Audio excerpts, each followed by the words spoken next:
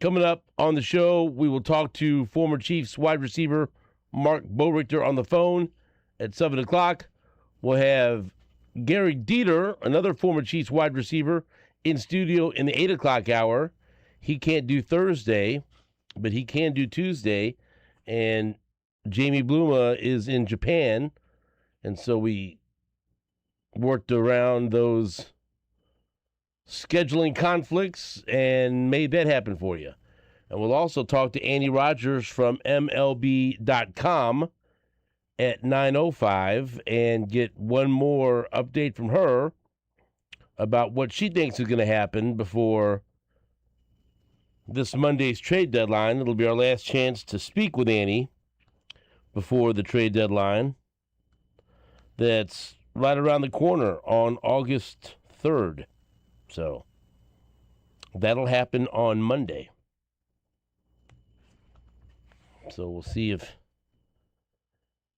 Annie's heard anything or think something might happen between now and Monday's trade deadline.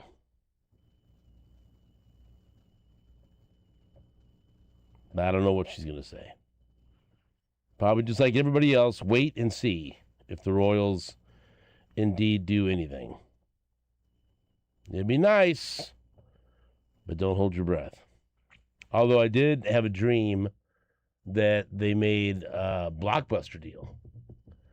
They traded Michael Wacha, Michael Massey, for some reason, and catching prospect Blake Mitchell.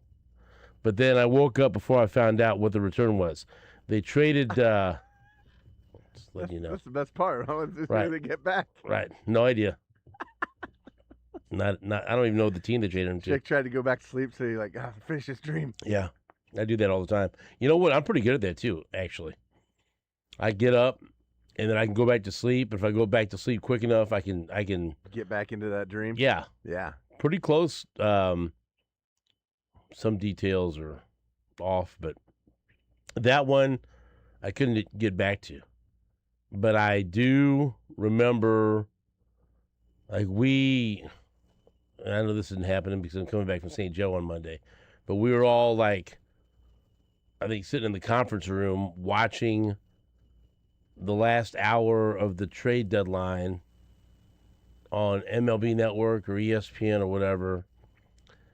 And I don't know why there was we had like 50 or 60 people in there. We were all in there. We were had snacks catered. I think Joe's Barbecue. We're all, watching this thing.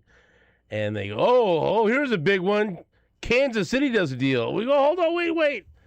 And they go, Kansas City trades Michael. And he goes, Massey. We go, ooh.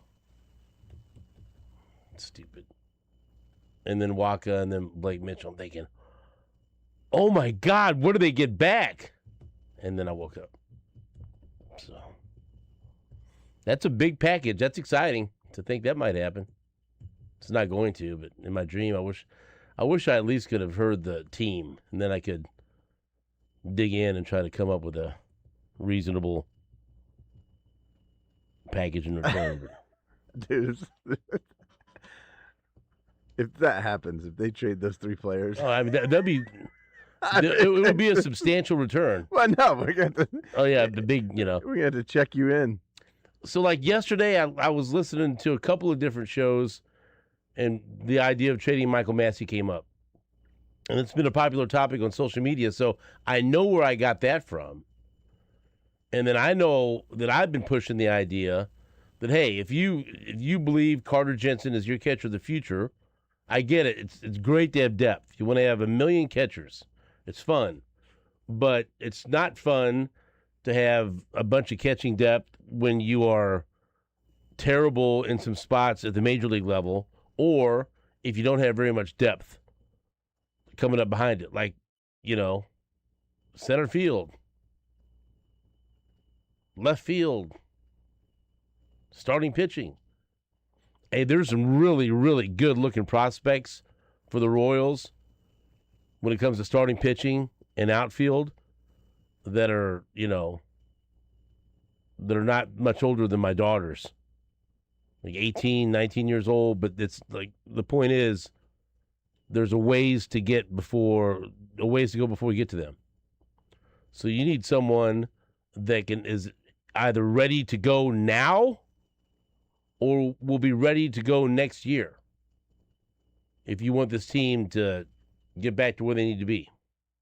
So that's why you make that deal. You find a team that needs a catching prospect, a power-hitting catching prospect like Blake Mitchell, and if you can turn him into a guy that can play center field sooner than later, or left field, or someone that could slot right into your rotation,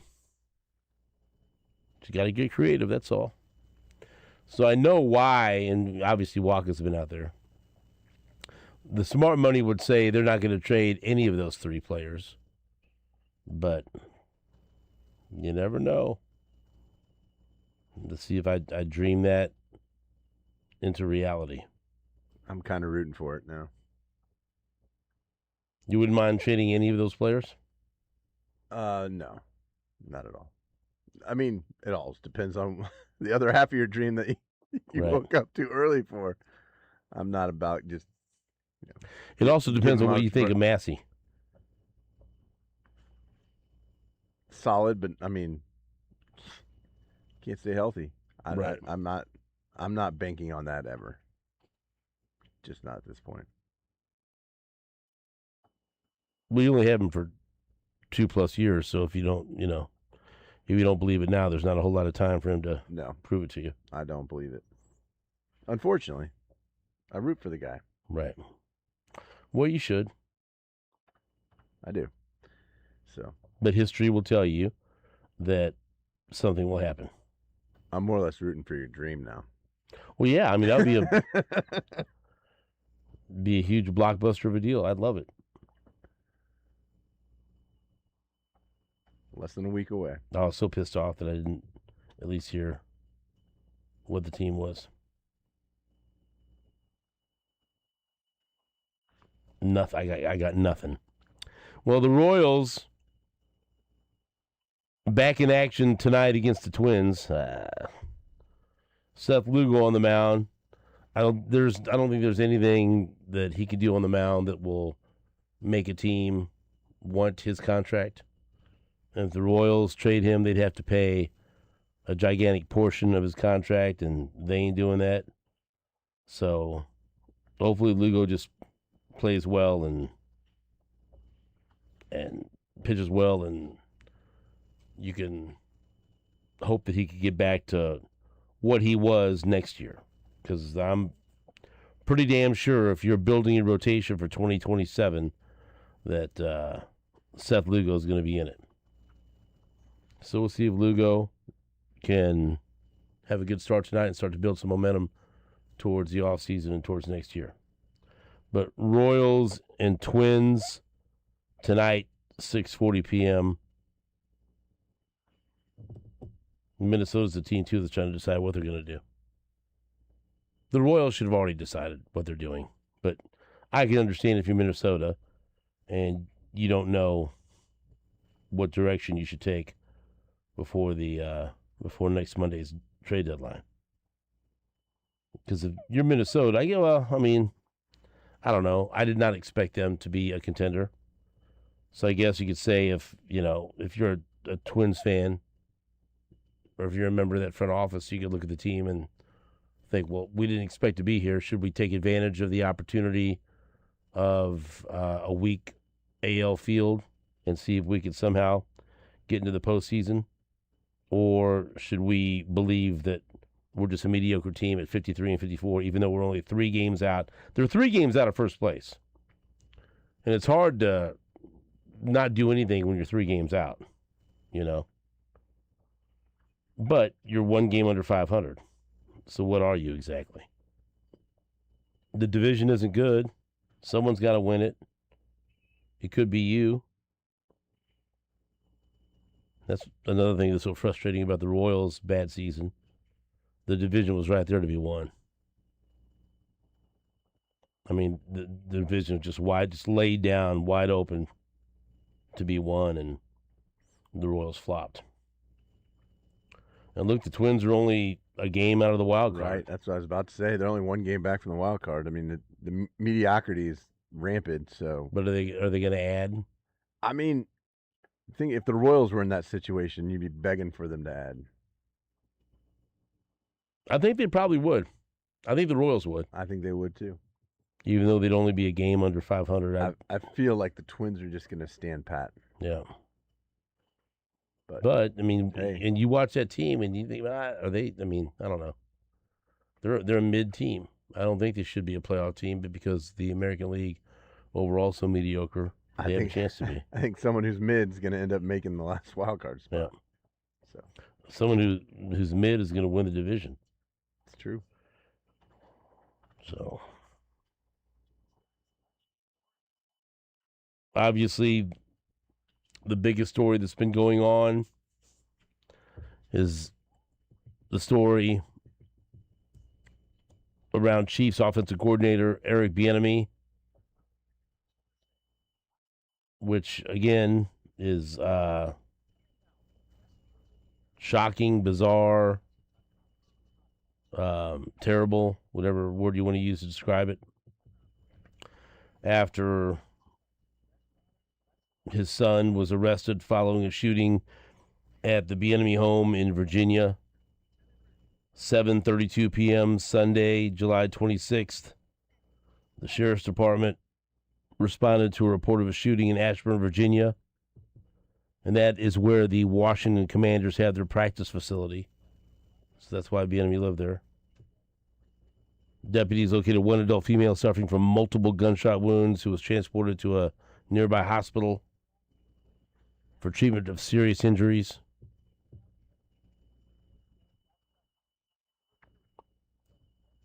Turns out that was Eric Bieniemy's wife, Mia Bieniemy. Elijah Zion Bieniemy, 27, was arrested on charges of malicious wounding, use of a firearm in commission of a felony, discharge of a firearm inside of a dwelling. He was arraigned Monday morning and will have a preliminary hearing on August 31st. And, of course, Eric Bieniemy right now is away from the Chiefs. Here is Andy Reid, who spoke with the media yesterday up in St. Joseph, Missouri. And, of course, he was expected to address the situation. And that's what he did. And so here is head coach Andy Reid on Eric Bieniemy yesterday. Appreciate you guys being here. This is our hearts go out to Eric Bieniemy and his family. Thoughts and prayers are with them. I can't get into details on it, but things happen sometimes, and Eric will work through it. He's got a great support group here, as does his family, as needed, and then we'll just let time take care of it from there. But Mia is stable, which is a plus, and so is Eric Jr., and that's all important. All right. With that, I'll open up to questions. What I can answer, I'll answer, but there'll probably be a few defers there. So. When did you first find out about what happened? Yesterday evening. Yeah. Andy, I know you always immerse yourself in football. Is it tougher to focus today? Yeah, well, I tell you, I mean, listen, we all love EB, and you hate seeing these kind of things happen, but it's there's always a blessing in there somewhere, and so I know things will work out. Coach, is there any expectation at this time when you could be back? Yeah, there's not. On these things, real life. So you take care of that, and that becomes important. Joe Blameyer is our pass game coordinator, and he'll be involved there, obviously coordinate, and as heck is the run game coordinator. So we'll be able to keep it moving here. But the most important thing is that EB, when has an opportunity to spend some time there and take care of that business. How did the team react when they found out the news? They're all supportive. Everybody loves EB. as you guys do. So, he's a great person. Coach, you've known, I'm sure, Mia for pretty much almost 30 years, and the kids as well. How are you doing with all this? Yeah, no, I'm good. I do. And she's a saint. We all know that, the people that know her. One of God's good blessings right there now. Really special person. So, but things happen, and you got to work through it. And so that's where we're at right now. And time will have to be involved in this to help heal a little bit. So, but it'll all work out in the long run. Andy said stable condition. Is that a comforting part in all this? Yes, I would say yes. Now, we'll see here. This is fresh, so we'll just see how things go. But the fact that she's in stable condition, I think, is a positive for what it could be.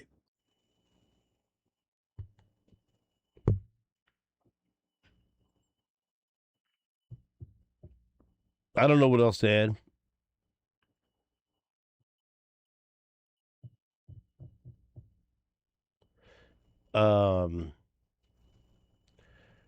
Yeah, it's obviously way, way more important than football. And I know that some people didn't like some of the words that Andy Reid used in his press conference, but I don't know. Did you have any issues with anything he said? No, I agree with most of it. I don't know how you're supposed to spin that. It's a tragic event that could have been a whole lot worse, but it's still awful, horrific.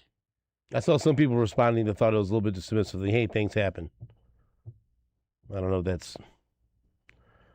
I don't know that he didn't mean it that way, but I understand that. Yeah, look, it sounded a little off base, but I wouldn't have said that, but exactly. I'm not the one that has to get in front of the people and yes, discuss a very uncomfortable situation about someone I've known for a long time. And it's not like he had a whole lot of time to think about. Right. It happened pretty quick, and he was speaking just a few hours later. So, yeah, it's a bad situation you don't want to be talking about, and to have the perfect words is pretty tough. So, I'm not going to be too. It's not a common situation that just happens all the time. Yes, it's not like something that he's probably come across. So, yeah, I don't have too much to add. That what he said was, from the heart, I imagine. So he's trying to do the best he can with just a bad situation, and I'm sure they're gonna, support their friend in the best way they can, and that's probably the most important part. As he described it, it's fresh. It just happened, and so the entire focus will be and should be on Mia Bieniemy's recovery. That's the most important thing right now. But at some point, and I don't know when that is. I don't know when the right time for that is, but at some point, it'll switch back over to football, and we'll wonder, okay, what kind of effect is this going to have on the team? Because, and I bring this up because we have put so much faith and excitement into Bieniemy returning as the Chiefs offensive coordinator, right? It only matters because it matters. It only matters because he was such a big part of the offseason. What have we said, pretty much the last couple of months? Bieniemy, his demeanor, his personality, his discipline, that's exactly what this team needs. Coming over from the Bears, what ideas did he pick up from Ben Johnson? Not only the addition of Kenneth Walker and the rest of the running back room, but how is he going to positively impact the running game? There are a lot of reasons why we were excited. And so if we were all really, really excited about Eric Bieniemy coming back to return as offensive coordinator, then at some point it becomes a concern about him being away from the team and how that's going to affect the football team. That time isn't now. because the number one thing is to make sure his wife is okay and that, obviously number one, that she lives, and number two, that she's all right. And he's where he needs to be. And camp is just starting, so. You heard Andy Reid say that pass game coordinator Joe Blameyer will take over as offensive coordinator. So again, the focus should be on her recovery, and he obviously should be away from the team and with her and with the rest of his family. But at some point, and hopefully, hopefully everything works out well, and he gets back to the team sooner than later. But I don't know, man. Like, what's the blueprint there? I think What do you compare that to? you can't. I mean, there's no blueprint. You're gonna have to feel your way through it, and not only did his wife get shot, his son did it. right. So it's that's the horrible part. It's bad that she got shot, but it's the fact that this is a family situation. This ain't I'll leave on Monday, be back on Wednesday kind of deal. No, I mean, no, and it's not like you got to take care of your family. Yeah, it's not like somebody broke in their house and she got shot. That's horrible. But you're dealing with something probably a little deeper. Mm-hmm. So, well, there you go. Yeah. There's the latest on the Eric Bieniemy situation and things that we don't ever really want to be talking about. But well, really. And what Andy Reid had to say about it yesterday. We will take a break. Back after this on WHB.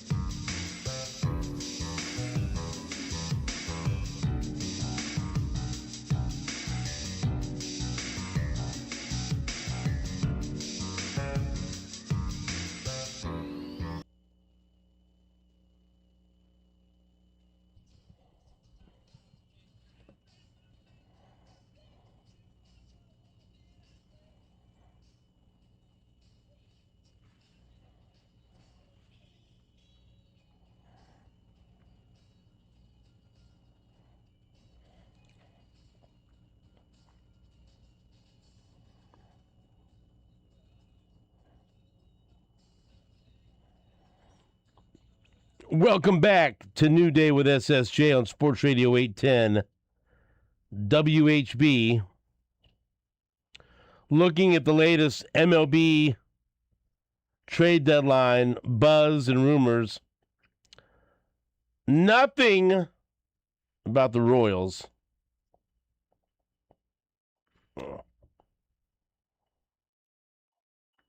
One article has 10 blockbuster proposals that could rock the trade deadline. Of course, none of them involving the Royals. One of them, is this really a blockbuster? Cincinnati trades Brady Singer to the White Sox. Hey. All right. That'd be something, huh? Would that make you sick to watch Brady Singer go to the White Sox and help them win the division? Not particularly. You don't care? I mean, at this point in time, it's like the Royals are trading him to the White Sox. Well, at least the Royals got Jonathan India out of it. Yeah. Well, they got India, and then they re-signed India. Yeah.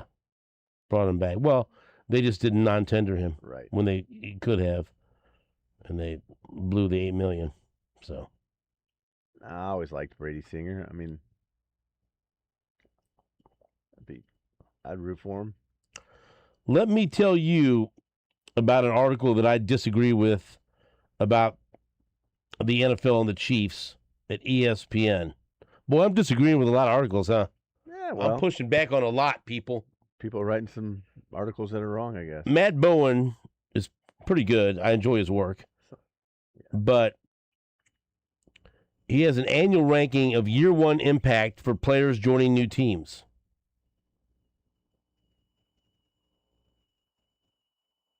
And so this is signings, trades, or draft picks. Anyone going to a new team. And he ranks their year one impact. The impact they're going to have year one. Now, it's not too tough to figure out who number one is. Who's number one? Of all the players that were drafted, that were traded for. I mean, Myles Garrett. Okay, there you go. Myles Garrett's number one. Number one, Myles Garrett, edge, traded to the Rams. We'll see how good you are. Who's number two? Traded or drafted? Or signed, or free agent. The biggest moves. He ranked the players that can have the biggest impact year one. So any player who's going to have the biggest impact with their team year one. It could be a draft pick. Mm-hmm. Is McDuffie in the top 5? McDuffie is number 3. Okay. The Chiefs have 2 players in this top 50. I agree with both of them. I don't agree with where one of them is. Too low. Way too low for me. The Chiefs? Yeah. I mean, They have 2 guys in this. Delane's probably one of them. Right. But he's not the biggest to me. Peter Woods? No. Kenneth Walker. Oh, yeah. Duh. Peter Woods. No, Kenneth Walker. I think Kenneth Walker should be in the top 10 here. As far as the impact he's going to have, of all the players having an impact on their new team, the dramatic upgrade of Kenneth Walker, I mean, I don't know. And maybe I'm wrong. Maybe No, I think top 10 would be, what number do they have him at? 17. I mean, A.J. Brown's on that list probably. A.J. Brown's number 2. McDuffie's 3. Waddle? Dexter Lawrence is number 4. Okay. Shea Henderson's 5. Kyler Murray 6. Caleb Downs is 7. I love that dude. I think he's. Well, nobody wanted the Chiefs to draft him, Well, so now I there did. we go. I did. I didn't want them to trade up. I love this. Like, I'm not saying you, but now that the draft's over, months later, everyone's going to fall in love with him and see him. How come the Chiefs weren't considered? Well, because you didn't want him to. So don't. I don't want to hear it. I did. 7 is Downs. 8, Tyler Linderbaum, the center for the Raiders. Yeah. Well, I don't. That didn't he have a massive Yes. Paid him like $30 million over any other center in the. 9 is Jalen Waddle. Okay. And see, now you're getting into I wouldn't put Waddle ahead of Kenneth Walker. Sorry. I wouldn't. No, I wouldn't either. I would not. DJ Moore. No. The Ahead of the amount of touches that Kenneth Walker's going to have and the dramatic upgrade from what the running backs were I don't think to what they are with Kenneth Walker. 11, guess who 11 is? And here we go again. You got your guy. Here's my guy. 11, Reuben Bain. Reuben. 12's Jeremiah Love. 13's Mike Evans. 14's Jalen Phillips. 15, Alontae Taylor. 16, Jared Verse. 17, Kenneth Walker. Nope. It should be 8 or 9. Walker is a decisive runner who can press the edges with speed, find cutback lanes in zone schemes, and provide big playability. The reigning Super Bowl MVP fills an apparent need for the Chiefs. What do you mean, an apparent need? Is that up for debate? Glaring. Who ranked in the bottom half of the league last season at 4.2 yards per carry. Yes, tell us also about explosive plays or lack thereof. Next paragraph. Walker's 33 rushes of 10 or more yards were the 6th most league-wide in 2025. And he's had at least 25 receptions in all 4 of his NFL seasons. The latter skill will show up in Andy Reid's screen game and running back route tree. Yes, that's right. That's right. So then after that, Jalen Watson is 18. And skip down a little bit, Mansour Delane's 21. After losing both McDuffie and Watson this offseason, the Chiefs opted to use their highest first-round pick of the Patrick Mahomes era on Delane. He should be a quick contributor in Steve Spagnuolo's offense, which played the 4th highest rate of man coverage in 2025.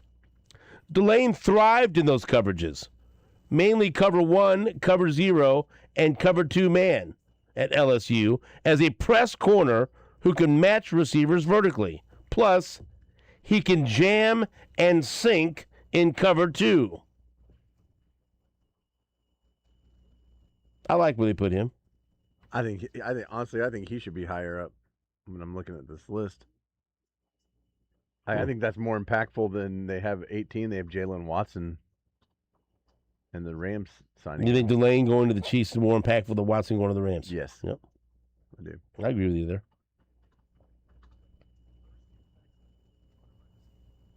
I mean, Delane has to be the number 1 corner here. Watson was signed to be the number 2 corner. Just by that alone, I think it's more impactful. They have Brian Cook, number 40, going to the Bengals. Cook adds range from the deep half and post to coordinator Al Golden's defense. Plus, he has the top-down speed to drive on the football. With the upgrade Cincinnati made on the defensive line, Cook should have an easier time patrolling the field from deep. It's an interesting list, and it's not an easy job to do. But there's some guys lower down. Like I think David Montgomery being traded to Houston's a bigger impactful move than some of these other guys. That, you know, Arvell Reese being drafted by the Giants, 23. I'd say that Montgomery's more impactful. I don't know. Tough job. It's opinion. It makes it difficult because it's draft picks, trades, and right. There's tons of free agent signings. So it's a difficult mix to rank. But the Chiefs have 2 in the top 20. I appreciate it. The 2 in the top 21. But I think Walker should be in the top 10. That's all. Just wanted to share. Geno Smith at 44 seems to be going well in New York. Does it go well anywhere for him? Went all right in Seattle, I suppose. I don't know. All right. Yeah, it went all right to where they got rid of him and won the Super Bowl. Right. I said all right. I didn't say it was good. All right. Well, on that note of Geno Smith, we can break. Back after this on WHB.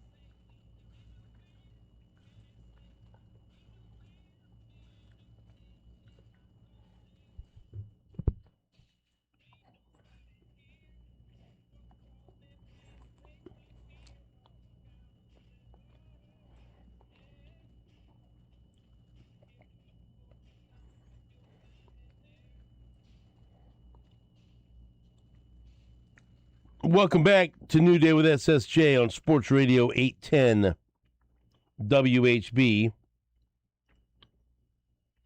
Here's some good news we were wondering about yesterday. The Royals posted last night that they anticipate Michael Garcia will begin a rehab assignment with Northwest Arkansas today.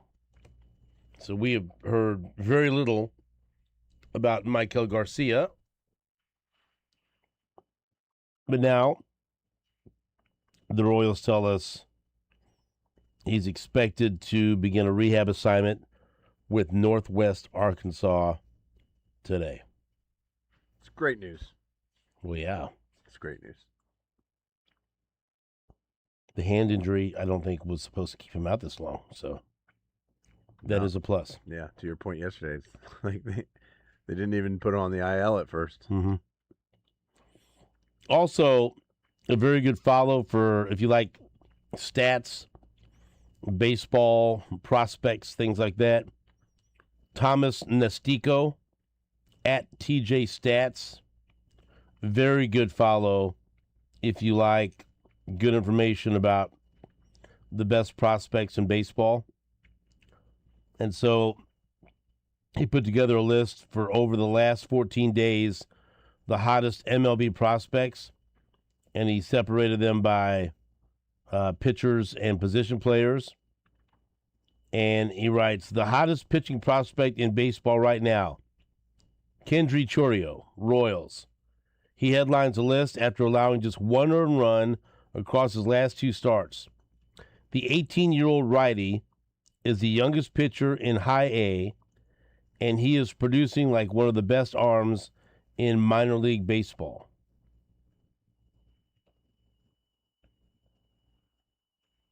And that's one of those guys that, along with David Shields I told you about, that are just, they look like they're spectacular pitching prospects, but they are a ways away. Oh, this is going to be interesting when they decide to move Chorio up to Double-A, and when that's going to happen. Because there's not much left he can do at the level he's at right now.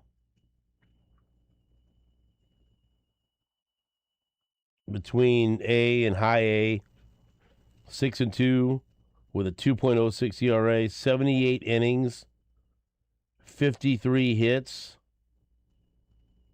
You want to hear what maybe the best part about it is? Please tell me. 14 walks and 79 strikeouts in 78 innings. It's a very nice ratio. Only 14 walks in 78 2/3 innings. 79 strikeouts. 0.85 whip. That Bodeker's got to love that. Move him up. Get him moving. Oh, maybe to start next year. I don't know. Once you get to Double-A, then you're on the radar. Right. If you start dominating at Double-A, I don't care how old you are, then they start talking. Then you're in the conversation. Then you start to figure things out, the timeline. But I mean, there's not much. I mean, he's just dominant right now. He's had 6 starts at High A after 11 starts at A-ball. Yeah, 30 2/3 innings at High A, 35 strikeouts, 5 walks. His whips got even better after moving up to Quad Cities. So he's been talked about by people like Thomas Nestico and others as being one of, if not the hottest pitching prospect in baseball right now. He's only 18. Right. Turns 19 in October. Damn. And doesn't walk anybody.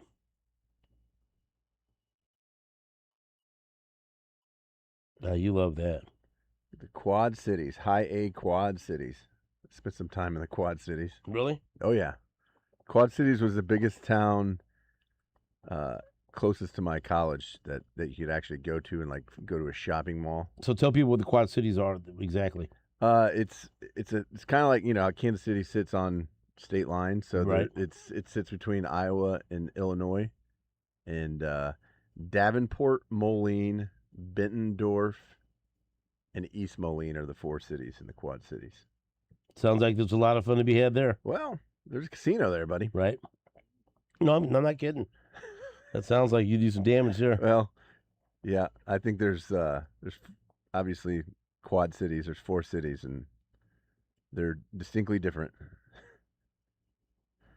So, yeah, I got booted out of the casino there one night. shockingly. Well, hopefully Chorio's staying out of the casino. Well, hopefully he just behaves himself when he's Right. in there and is of age. Just go home. Well, he's not of age, right? There you go. Can't you? When you're 18, Yeah, I guess stay home. I guess Hang out at home. I guess he's of age to gamble. Yeah. I was not. I was doing other things than gambling, and not of age. But whatever. Made me who I am today. Let's have him stay home, though. Yeah, stay home. Stay home. Stay out. They're not that. I mean, back then it was still like it was like riverboats. So you like had to walk across a walkway. Oh yeah. Yeah, that's the way it used to. So it wasn't really a casino. You No. go into the boats, and you'd actually have to walk across this. The boat was on water. I still say that. We're going Still to go go on down the the Harris. boats? Yeah, we're Yeah. going to the boat. Yeah, We're down to the boats. well, that's where my grandma used to love going to the boats.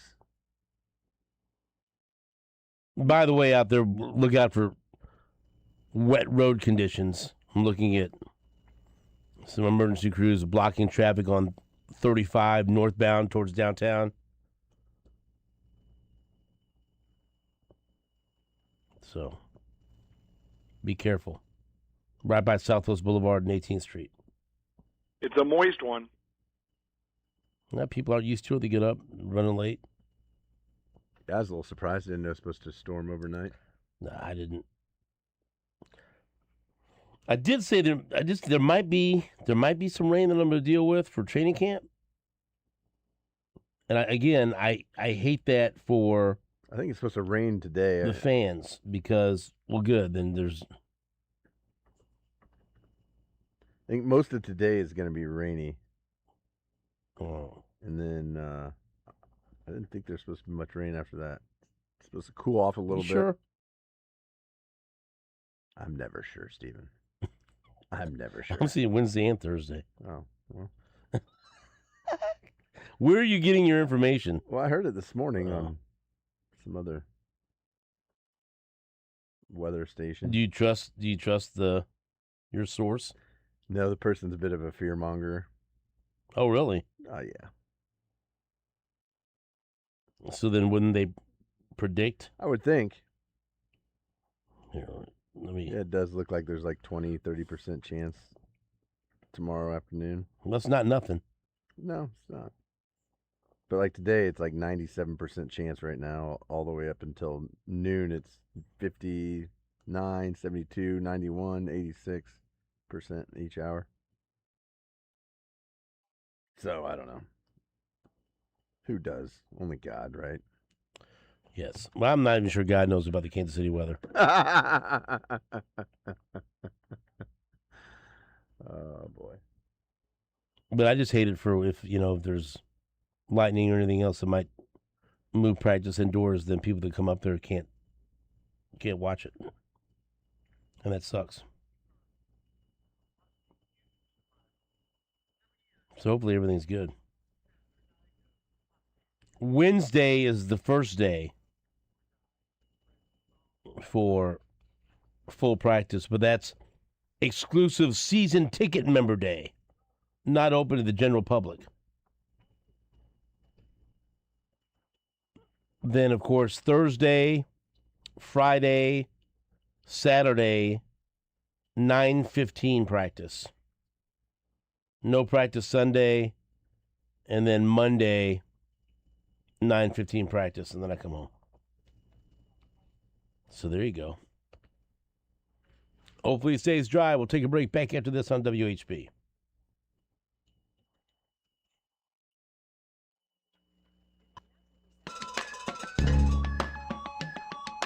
Killing it with close inspection, killing it can only make it worse. It sort of makes it breathe. Present company accepting presently, we all expect the worst. It works just like a need.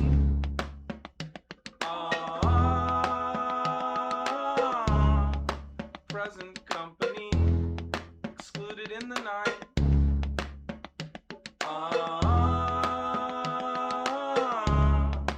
Present company included in the fight. on.